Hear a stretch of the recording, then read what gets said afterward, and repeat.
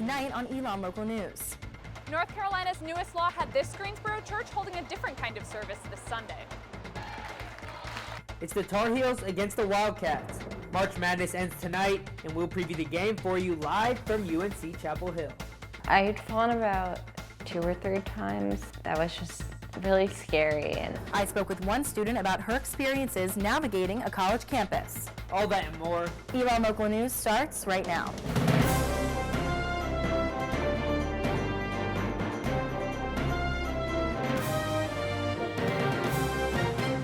Good evening, and thank you for joining us. I'm Rajat Agarwal. And I'm Jackie Pascal. We begin tonight with our continuing coverage with reactions to the House Bill 2, a new bill passed on March 24th, which, among other things, prevents cities from passing some of their own anti-discrimination rules. Since the passing of this bill, the state has been discussing whether or not it takes away rights from those in the LGBTQIA community.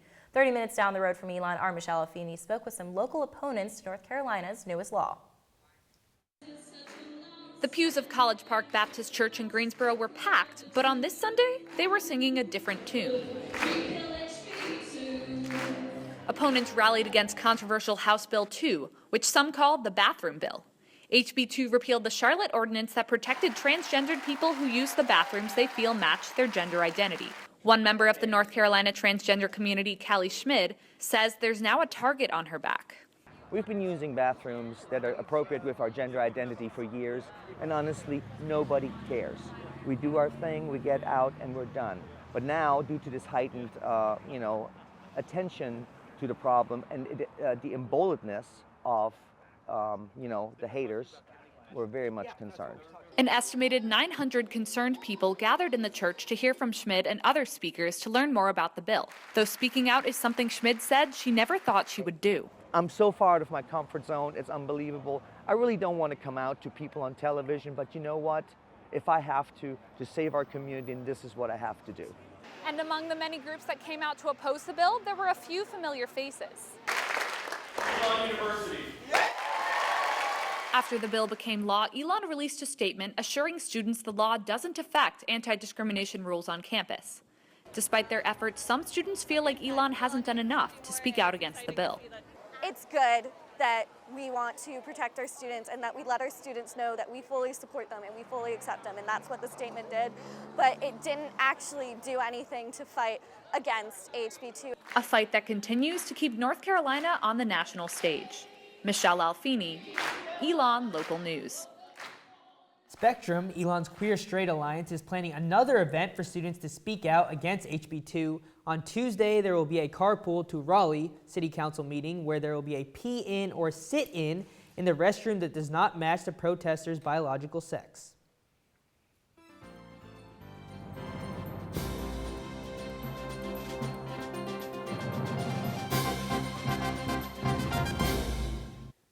Voters in Wisconsin are preparing for the Republican and Democratic primaries tomorrow, and it looks like it's going to be close across the board. This contest comes after former presidential candidate and governor of Wisconsin, Scott Walker, endorsed Ted Cruz. Donald Trump's issue with women voters continued after comments made last week concerning abortion. On the Democratic side, after racking up big wins in the West, Democratic presidential candidate Bernie Sanders hopes to keep that momentum continuing tomorrow as he tries to catch up to frontrunner Hillary Clinton. Both candidates are already looking forward towards the New York primary on April 19th, as Sanders was born in Brooklyn and Clinton was a New York senator. Now let's take a look at the current delegate count. For the Republican Party, Donald Trump leads with 739 delegates, according to CNN. Ted Cruz is in second with 466, and John Kasich last with 145. For the Democratic Party, Hillary Clinton leads with 1,742 delegates. Bernie Sanders is not far behind with 1,051 delegates. On the primary map, some important upcoming contests include Wisconsin tomorrow, New York on April 19th, and Pennsylvania on April 26th. Assistant Professor of Political Science, Dr. Jason Husser, joins us to talk about how primaries affect us here at Elon. Dr. Husser, thank you so much for joining us. Great to be here. Yeah, thank you so much. All right, so our first question for you, why should college students care about tomorrow, the Wisconsin primary? If you're not from Wisconsin, you might think, why should I really care about Wisconsin? Wisconsin is not really any more important than any other primary, but we are reaching a point in the primaries where something is going to happen, and fairly significant. Much of that has to do with delegate counts. Donald Trump is increasingly seeming like he could breach that threshold of the majority of delegates so that we would not have a contested convention. If Trump stumbles in Wisconsin and then he doesn't do as well in New York, upcoming is what people think, you could see a case where Kasich, Cruz, and Trump battle it out on votes on the convention floor. At the same time, on the Democratic side, we're seeing is that essentially Sanders is just trying to stay in the race. Clinton is so far ahead at this point that there will be a point where it becomes likely mathematically impossible for him to catch up. But the longer he's in the race, the longer he holds on to the hope that he could somehow get the nomination, and the longer he keeps his agenda on the ballot. And Dr. Husser, throughout the debates and campaigning, it seems that the candidates are really attacking the college demographic. Is there any candidate on either party that you think has really emerged as the front runner to get that demographic? Bernie Sanders is doing great among college students across the entire country. There's one number I saw that it was based on an estimate, but the estimate suggested that he had gotten more votes among college-age folks than Trump and Clinton combined. So Sanders is clearing the field, at least among college students, but college students make up a pretty small portion of the total population. Yeah, Dr. Husser, thank you so much for joining us. Thank you. Thank you. Follow us at Elon Local News for all your election coverage. And when thinking about study abroad, new cultures, food, and languages may come to mind. But as our Meredith Stetz reports, for more than 150 students currently abroad and the hundreds to follow, a new somber reality is becoming part of the study abroad conversation. I came to Elon because of the study abroad program. Junior Ryan Finn is currently studying abroad with Elon's dual degree program. 2 years are spent stateside and 2 years spent learning and interning in Germany. When I found out about the dual degree program on my tour of Elon, that's when I decided to go. But while he's experiencing a new culture, it hasn't all been what he expected. I was sitting in my dorm room back at school when 3 or 4 separate sites in Paris got attacked. I was at work, had just walked into the building when one of our big screens flashed that there was a bombing at the airport in Brussels. These tragedies, he says, brings a new reality. It's pretty sad at this point that this is the new normal. But back home, Elon's Dean of Global Education, Woody Pelton, says he isn't backing down from the threat of terrorism. We just try to make sure that we are taking responsible steps to ensure, to the extent we can, the safety of all our students. That's our priority. Sophomore Selena Barone is preparing for the next chapter in her Elon career. I'm applying to study abroad in Prague next spring.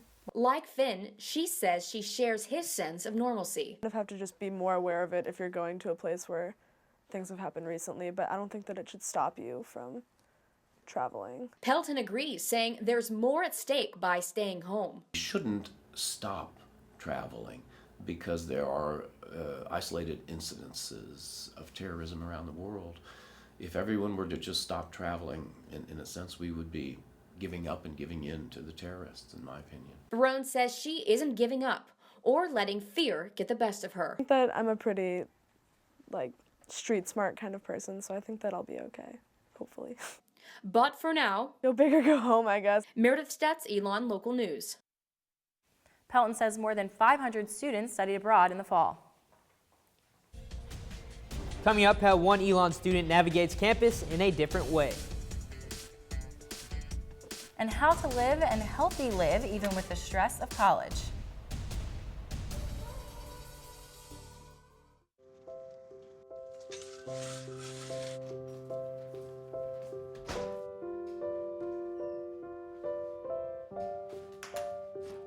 I like to eat apples and bananas.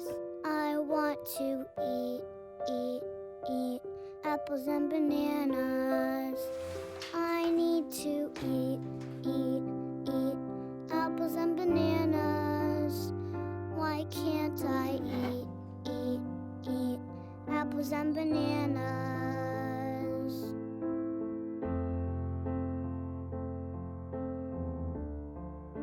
1 in 5 children struggles with hunger in America. Support the Feeding America nationwide network of food banks to help provide meals to those in need.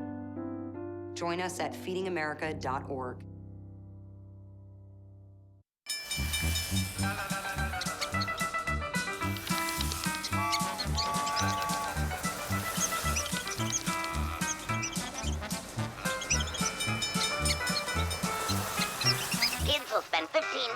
watching online videos like this one. Brushing for 2 minutes now can save your child from severe tooth pain later. 2 minutes, twice a day. They have the time. Hamilton was adopted from a rescue in 2008. He really likes to be around people. And as soon as I start to make my breakfast, Hamilton is right there. I get out my mat and I'm doing a downward dog and he's underneath. He's quite the pug about town. He gets invited to a lot of parties. He knows he's a pretty big deal. I mean, look at this little face. How could you not love him?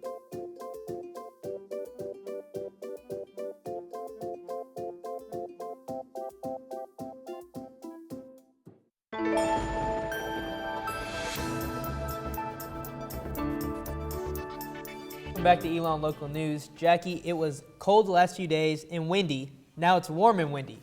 Yeah, and this wind and the warmth are actually bringing out my allergies, so I'm not super happy about it, but I do really enjoy the warmth. And the wind actually brought our Alex Simon inside the studio with us to tell us the rest of the weather this week. Alex and I look forward to some pollen and some warmth. What's going on? Thanks, Jackie and Rajat. And yes, it was a beautiful start to the week with temperatures reaching well into the 70s. But you're right, there is a lot of pollen in the air right now, and the rest of the week won't be as warm as it was today. Now let's take a look at our Phoenix 5-day forecast, where you'll see it'll get cold most nights with lows in the 30s and 40s throughout most of the week, and varying temperatures during the day. Tomorrow should be a little cooler than today with highs in the upper 50s. Now it is supposed to rain on Thursday morning, but otherwise there is nothing but sunshine for the rest of the week, with highs in the 50s and 60s. Enjoy it while you can, though, as signs show early that there's going to be rain all next week. I'm Alex Simon. Jackie and Rajat, back to you. Thanks, Alex. And now the construction workers had some nice weather today as they started tearing down the wall separating the School of Communications and downtown Elon, and it officially began its demolition this morning. Construction workers have been deconstructing it brick by brick all day. And the wall has been up since 1925. Now all this warm weather is reminding me that the school year is almost over, and soon I'll have to pack up my stuff and leave Elon. But that packing up just got a little easier because College Truckers has come to Elon. Freshman and co-owner Carson Fozzie was recruited by Washington University's students representing College Truckers to start a branch right here at Elon. College Truckers student employees pick up your belongings at the end of the year and store them in boxes in a storage facility in Graham, North Carolina. Fozzie says that the company prides itself on customer service. We're dedicated to really making sure that that experience is seamless and really good. So I think we're like just a very easy company to work with, and I think that people will be able to attest to that after our first year.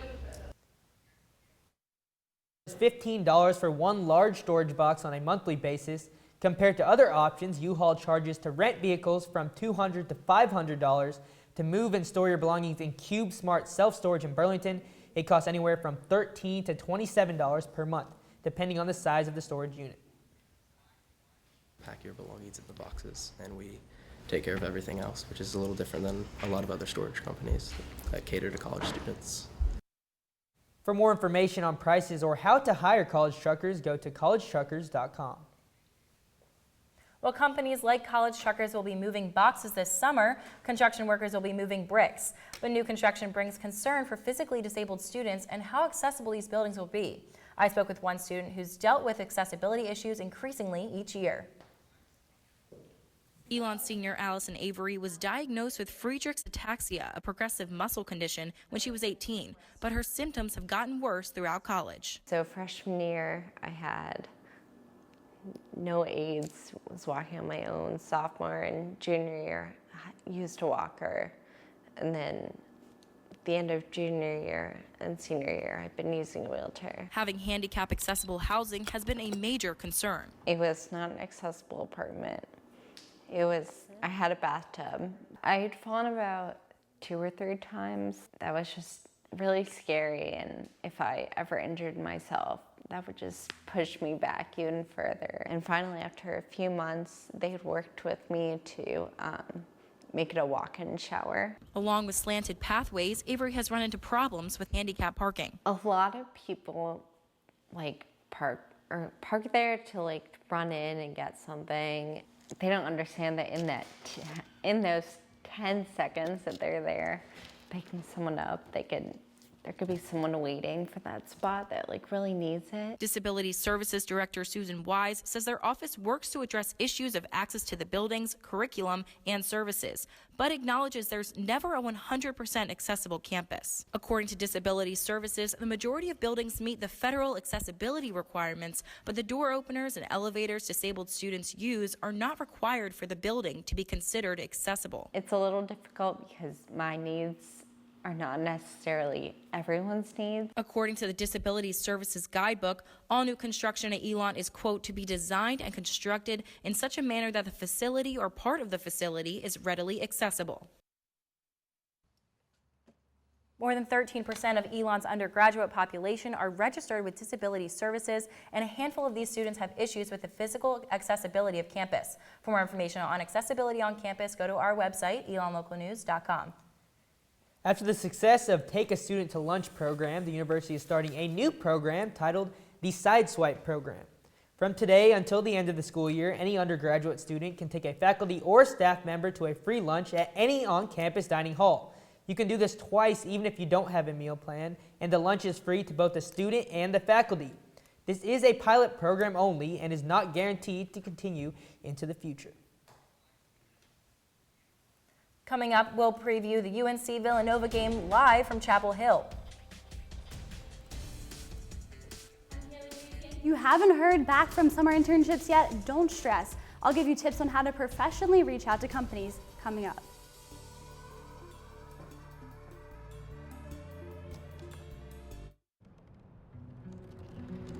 They said I couldn't dream. Called me a piece of trash and swore that's all I'd ever be.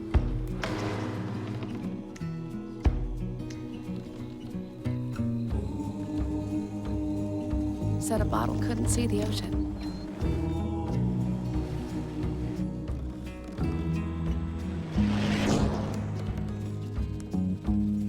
Give up. Go back to the dumpster.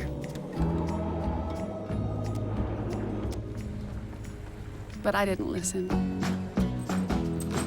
I made my way.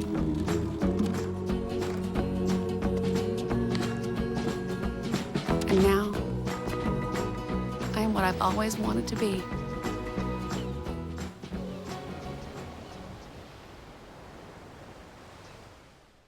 I adopted Bento in 2010 from a shelter. As it turns out, we have very similar personalities. And this cat makes me make art because he's always motivating me to take pictures of him, to draw pictures of him. He just is motivating artistically. It's just that simple. Well, he's my best friend, but a lot of people know him as Keyboard Cat.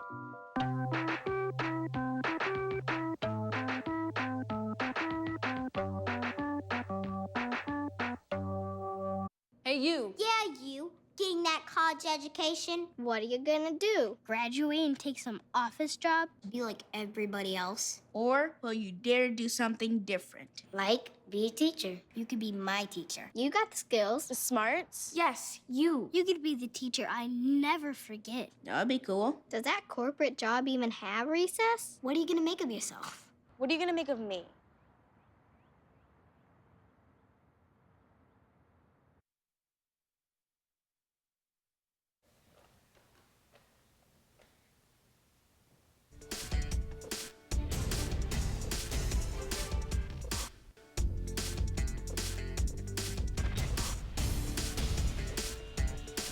Graduation is just 47 days away, but if you're not graduating next month like I am, you might be starting to worry if you haven't heard back about the internship yet. Our Kaylee Tracy is in the studio with advice about nailing down a spot at your dream company. Thanks, Rajat. First, keep communication professional. It sounds simple, but don't overstep your boundaries. Reintroduce yourself, tell the company you're checking the status of your application and are still very interested in the internship that you're looking forward to hearing back from them as well. And don't ask for an internship, but instead ask about their hiring timeline. Next, don't be too aggressive in contacting companies. Give them at least 2 weeks after the deadline to reach out. Your application isn't the only thing on their plate. Associate Director of Career Services Brooke Buffington encourages students to follow up no more than twice to avoid seeming over-anxious. Don't over inundate them with emails and with calls. That's going to possibly turn them off. You want to do it, give them at least 2 weeks to respond. It seems like a long time in your world, but it possibly isn't a very long time in theirs. Next, use your resources. Internship and career advisors are available in KOBC, McEwen School of Communications, and the Student Professional Development Center in Moseley to look at resumes and give advice. And finally, don't get discouraged. It's not too late to get an internship for this summer. Some companies don't get back until even after the semester ends. That's all the tips that I have for you. I'm Kaylee Tracy, Rajat, and Jackie, back to you. Kaylee, thanks for those great tips. For more information on internship help, contact the Student Professional Development Center at 336-278-6538. And if talk about internships is stressing you out, try to relax because this week is National Public Health Week, and the American Public Health Association is working to bring together communities with a goal to create a healthy nation. Our Cami Benke looked into how colleges students can live a healthier life. According to a study at Northwestern University, 95% of students don't get the recommended daily nutrients and 60% don't get the suggested exercise. Director of Health Promotion and Student Concerns Outreach, Whitney Gregory, stressed the importance of public health on campus and said she wants Elon students to have every opportunity to be healthy. Our goal is to make sure that students have every opportunity for the highest level of physical, mental, and social well-being. One of the ways students can relieve stress is to get in a quick workout in between classes or when you get up in the morning. Whether it's at the gym or walking around campus, any form of exercise can relieve you from negative forms of stress, give you boosts of energy, and give you a release of endorphins that can have a naturally calming effect on your body. Another way to live a healthy lifestyle is to change up your diet. Think of food as fuel, and also enjoy some fun food every now and then. And so just hitting that healthy balance of thinking of food in healthy ways and using it in ways that are healthy for each person particularly.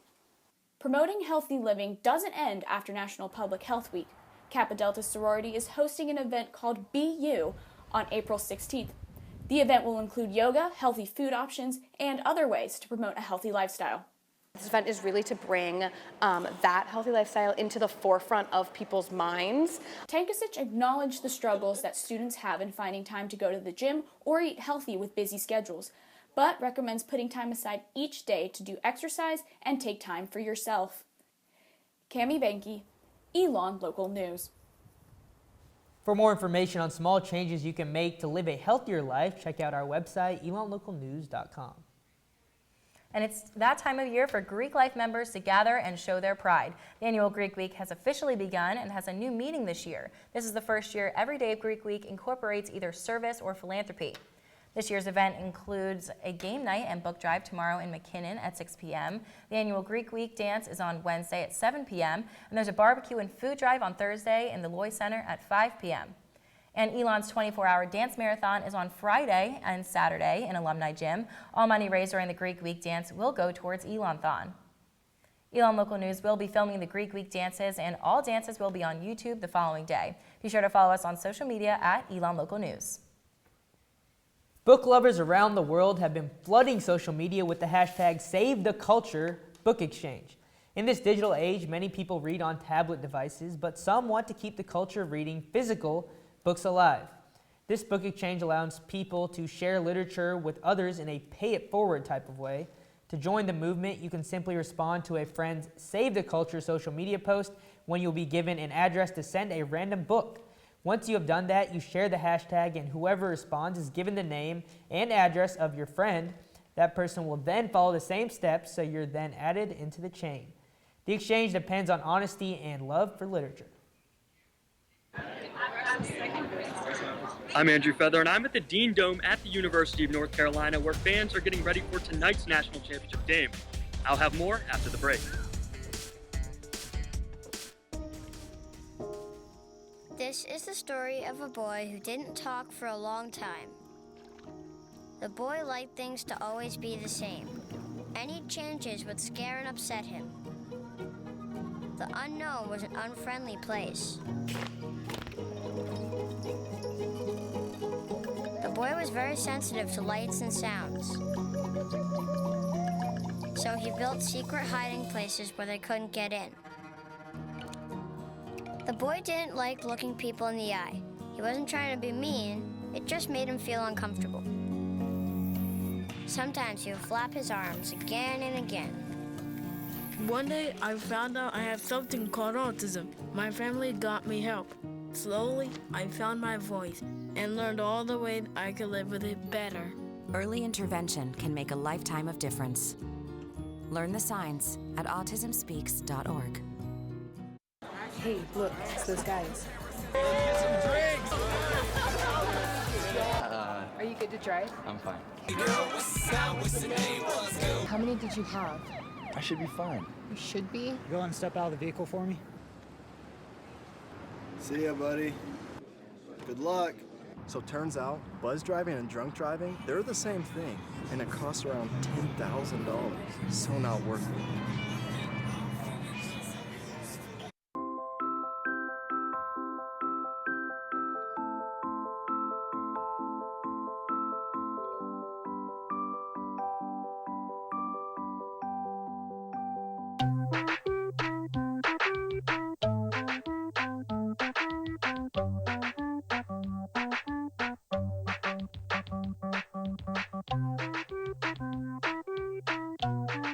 Start a story. Adopt at theshelterpetproject.org.